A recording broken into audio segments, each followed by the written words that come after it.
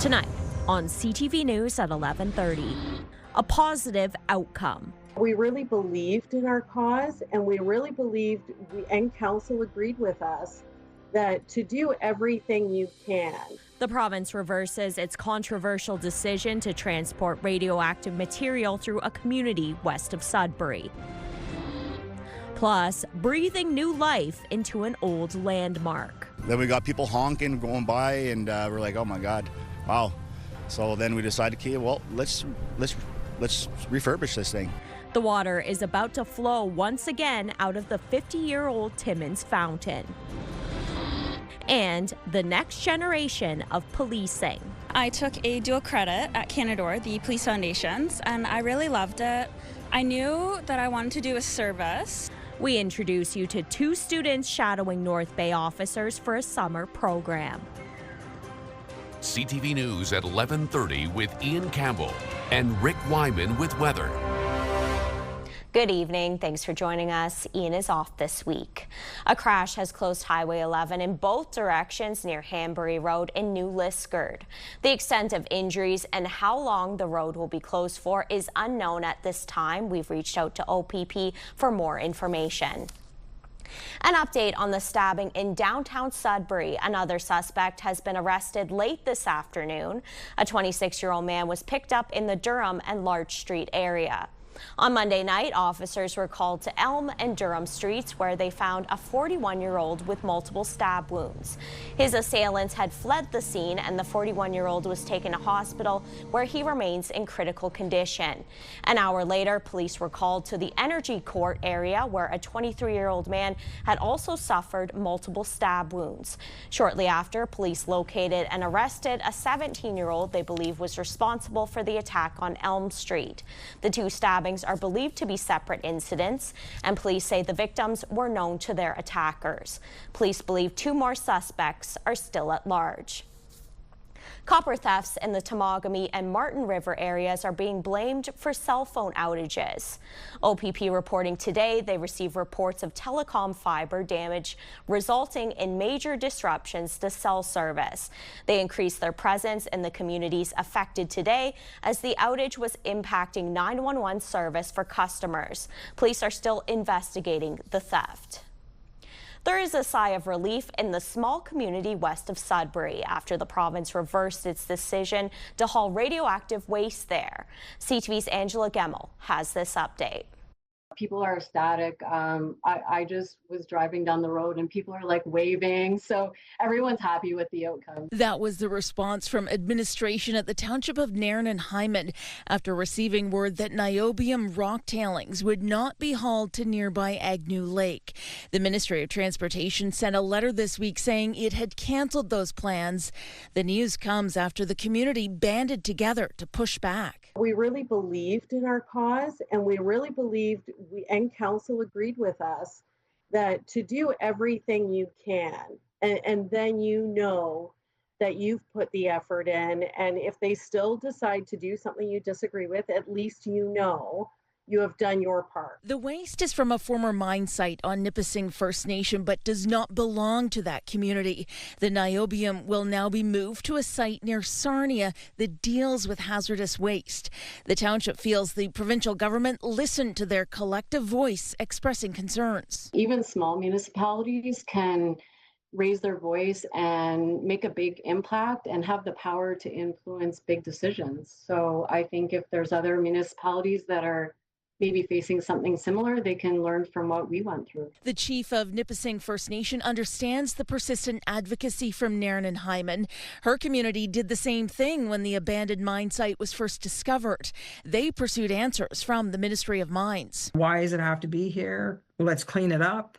So then we demanded testing to know what exactly is there. It was because of our community department, our lands department, that we brought some voice to the issue. Chief Stevens says the niobium should all be cleared from Nipissing First Nation by the end of this year.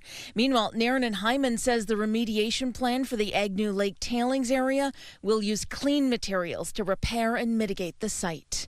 Angela Gemmell, CTV News, Sudbury. A landmark in the city of Timmins is getting a reboot. A water fountain that's around 50 years old and hasn't worked in recent decades is going to flow again. CTV's Lydia Chubak has more. Scaffolding is one of MSN Contracting's core services, and now that it's the proud owner of this 50-year-old tower and fountain, Mark Norcom has decided to make it pretty again. So we start off by getting a pump from across the river, which was donated by Gorge Rental. We just pumped some water into the tower to see what would happen, and water came out the top. So we said, okay, that's step one. Then we got people honking, going by, and we're like, oh my God, wow. So then we decided, okay, well, let's refurbish this thing. Norcom says his company is committed to seeing this project completed, as long as there are no issues or delays with any required permitting. Yeah, most definitely it's going to be a fountain again. It may not look identical to what was there, but definitely I promise it's going to be a beautiful fountain for the city of Timmins. And so we hope that everybody can appreciate what's going on, what's happening here for our community. The structure is located on the banks of the Matagami River in a high-traffic area along Riverside Drive. Norcom says the pinnacle was a safety concern and had to be removed. When the fountain's flowing again, river water will cycle through it and back into the river. Norcom says testing the fountain was a spur-of-the-moment idea and feedback has been encouraging, and he would welcome support from other businesses and organizations to make this a community project. Lydia Chubak, CTV News, Timmins. The city of Sault Ste. Marie has closed the Bellevue Park kayak and canoe launch after it was discovered the dock was missing. The city said in a statement today the launch was discovered missing Sunday morning. The special boat launch was installed in 2021. To replace this well-used amenity could cost the city as much as $20,000. There is no information on how it disappeared, and officials are asking the public for their assistance in locating it. Tomorrow is History Day in Kagawong. The community of Kagawong has a rich history and beautiful historic landmarks like the Old Mill. The community will be hosting activities at the Kagawong Park Center, where displays of old home movies and photographs dating back 100 years will be set up. There will also be a panel discussion with local historians at 3:30 p.m. and 7:30 p.m. The event is free, but donations are welcome. City Council in North Bay is amending its accountability and transparency bylaw to include quarterly and annual reports of council members' expenses. This follows the ongoing controversy involving Mayor Peter Cherico and his expenses. CTV's Eric Tashner reports.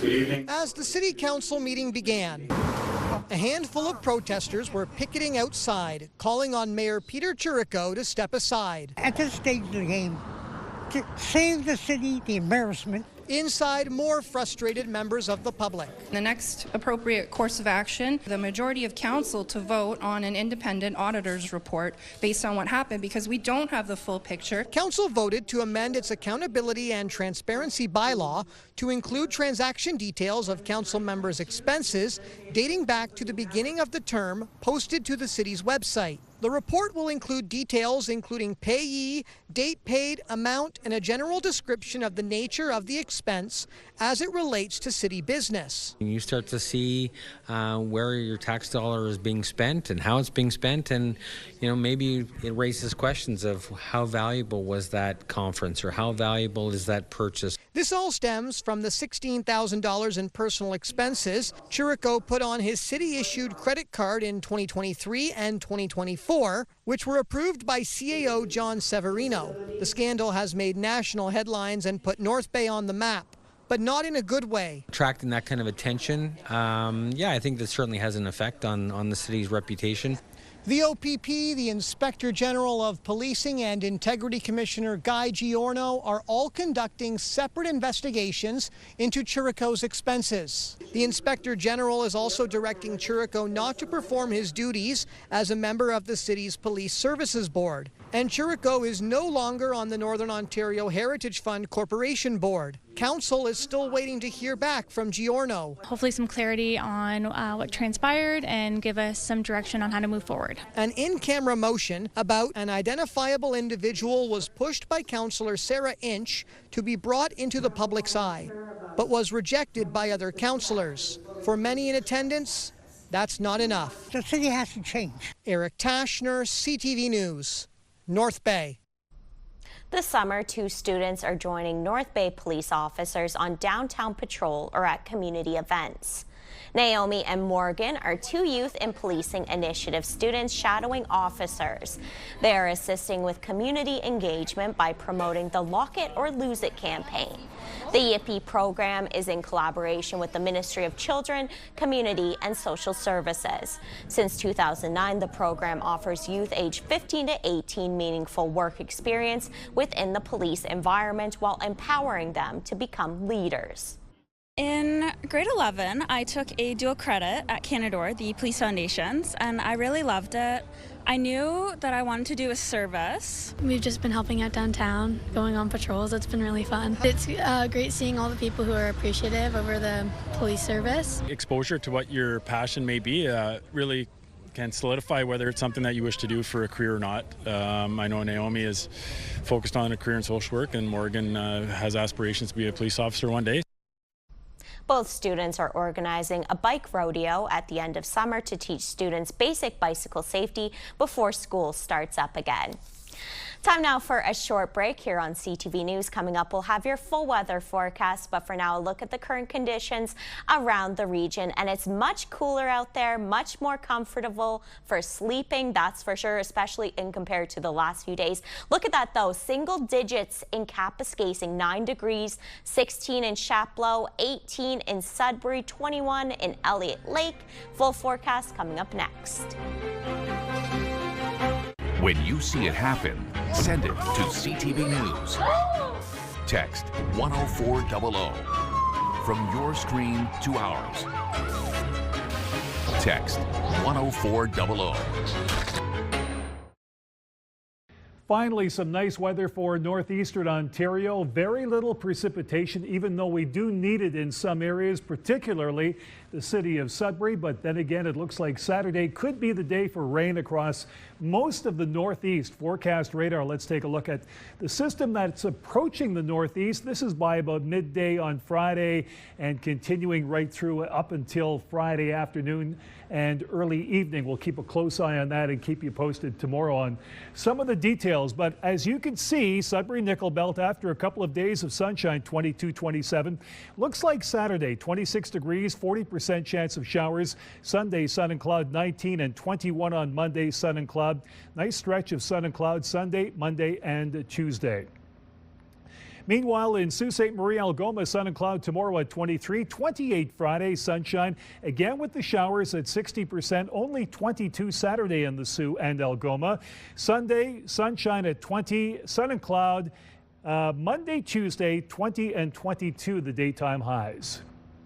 A look now at Timmins, Cochrane, Kapuskasing. Sunshine tomorrow, sun and cloud on Friday. Then the chance of showers on Saturday at 24. Only 16 Sunday with the cloud. Monday and Tuesday, sun and cloud, 19 and 21, your respective daytime highs. Temiskaming Shores, Kirkland Lake, sunshine for a couple of days. Nice start to the weekend, 21, 26. Chance of showers on Saturday at 28 as it perks up. A good chance of showers there at 60%. Cloud cover Sunday, 17, 21 Monday, and Tuesday again. More sunshine, sun and cloud with a daytime high of 21, a few degrees below normal. North Bay, West Nipissing, mainly sunny for tomorrow at 22, 28 sunshine on Friday. Now Saturday, chance of showers at 40%. Your daytime high hovering around 30. That's well above normal. Sunday, some cloud cover below normal at 17, 21 for a couple of days on Monday and Tuesday with the sun and clouds. So again, a variation of temperatures, but a lot cooler than what we've experienced. We can certainly use some rain in some areas of the northeast. It looks like Saturday will be the day. And Amanda, big drag races coming up at Chapleau this weekend. Hopefully it won't rain there over the weekend. Back to you. That's right, Rick. I agree. A study was released that shows the ideal nurse-to-patient ratio is 1:4. However, there is no legislation in place to protect that ratio in Ontario. More now from CTV's Madison Merrier. A study was conducted by Dr. James T. Brophy and Dr. Margaret M. Keith, funded by the Ontario Council of the Hospital Unions Canada Union of Public Employees. The research shows that hospital staff shortages have led to an increase in workloads, poorer patient outcomes, and loss of public confidence. This is the 5th report we've done in about 8 years, Dr. Margaret Keith and I. And we were looking at the working conditions of healthcare workers. We started off looking at violence in the workplace, which has become more and more known publicly that it was, that healthcare was one of the most dangerous workplaces in the country. According to NANO's research in 2023, 43.6% of 750 healthcare workers said that violence had increased since the beginning of the pandemic. When it comes to nursing, there's that horrible line of it's a part of the job, and that is completely false. It is not a part of the job. At no point should any nurse feel demoralized, physically hurt, emotionally hurt. The retention is a big problem. Attrition is a problem. People in their 40s are saying, I can't wait to retire. If I can get out earlier, I'm going to. And then at the same time, there's this, government report that we're short by 2027, 33,000 nurses. So there's this incredible problem. Fleming says she can't even be upset with the frustration patients feel when they are admitted to hospitals, as they are also feeling the impacts of staffing shortages. So hearing it come from the BC that it is now in the legislation is going to work better for us in the long run. When we hear about Nova Scotia, I am thrilled to hear that they have achieved that language in their collective bargaining. Nurses are really good at asking things for their patients, at advocating for their patients. They're very good. Very seldom do they ask for things for themselves. They are speaking up right now. Fleming said that many nurses care for more than 4 patients, and the ideal ratio is 1:4. According to the report, any more than 4 could be detrimental to patients. The devastating part of it is I need to prioritize at that moment who I'm going to care for. And that is where the moral injury and where we're starting to lose our moral compass, because we're left and faced with prioritizing somebody else's life. Nurse-to-patient ratios save lives. They reduce, medical errors, the length of stay, readmissions. They reduce mortality. Gélinas has put forward a proposal to legislate that 1:4 ratio. This report adds pressure to the government to respond, and Gélinas hope the public will too. Don't hesitate to speak up. Say that you support nurses, that you support this. The more people speak up, the faster we will win. Madison Merrier, CTV News, Sudbury. A pilot program is putting talented students from Toronto Community Housing into the halls of one of Canada's top neuroscience centres. We get the details from CTV's Pauline Chan. I sent well over 100 cold emails before I finally got a position in a lab, and that was sort of my first opportunity that turned into more opportunities and eventually led me down this path. Dr. Kareem Mathani's experiences led him to create the next neuroscience program, a new partnership between Sunnybrook Health Sciences and Toronto Community Housing, inspired by similar past programs. So we are home to 100,000 residents, and 29% of the residents are young people. So young people up to 24 years. One time I wanted to be a firefighter. Another time, for many years, I thought I would be in the NBA. Caleb Wamiki just finished grade 12, and his 2 months at Sunnybrook have inspired him to switch to a career in neuroscience. I think it's the most interesting system in the body, the nervous system, because it controls your mind, it controls voluntary movement, it controls your breathing, all these things that we don't even think about. Before this, I never had the opportunity to come into a physical lab, coming to a hospital, seeing people, and this is their day-to-day job, Nabayat Fasaha had always been interested in science, but never dreamed she could get a paid summer job in a top neuroscience department. I come here from 9 to 5.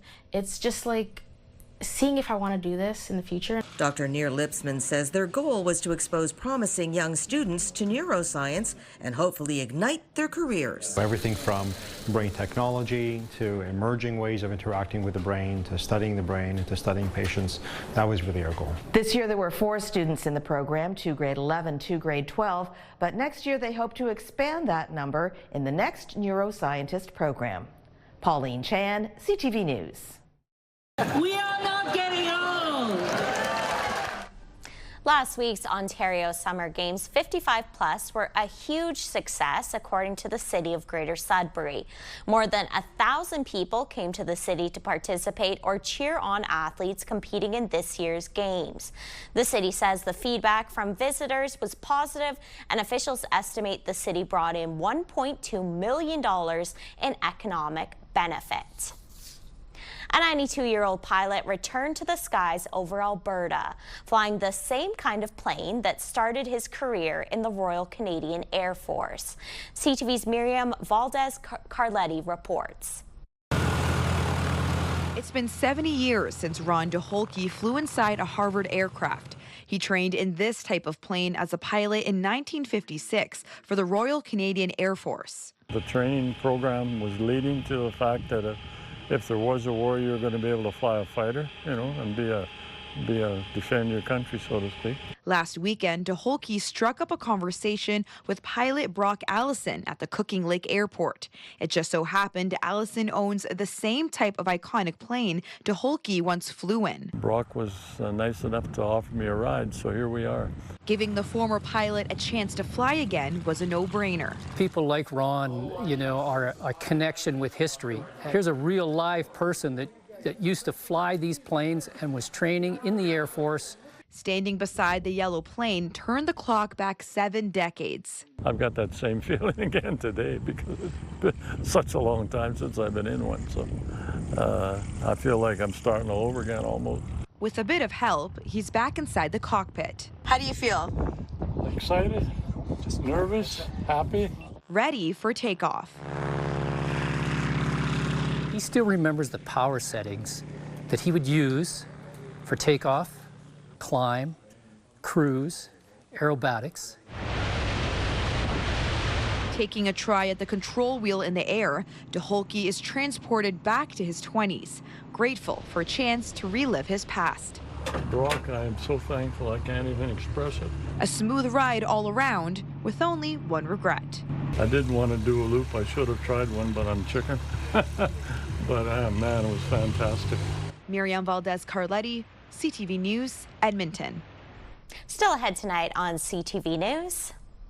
It's not just humans who are looking to beat the heat. Details next.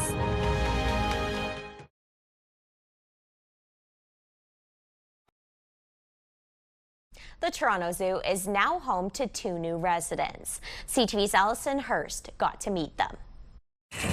They're moving in, and the pair of bovine brothers are planning to stay. I definitely like their fur. They look kind of silly with all their hair and stuff.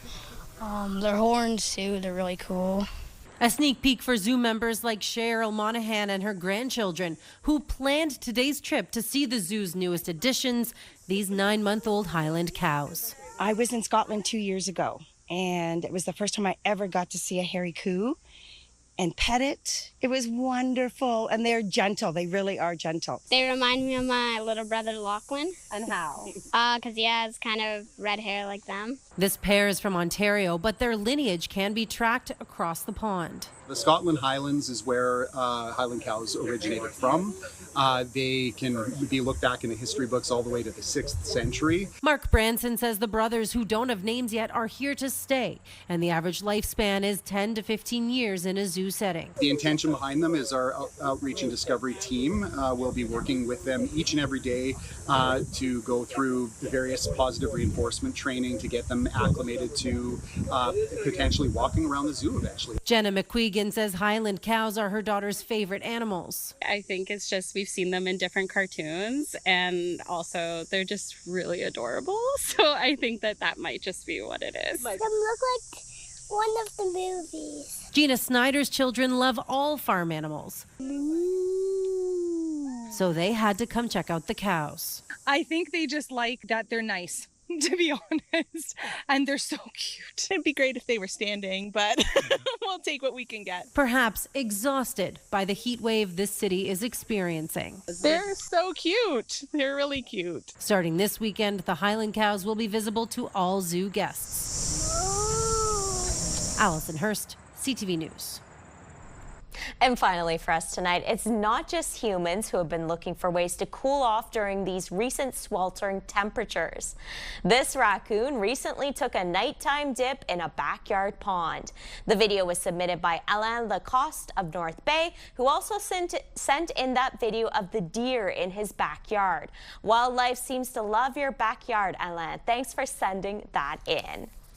And that takes us to the end of our newscast. Thanks for watching. Good night.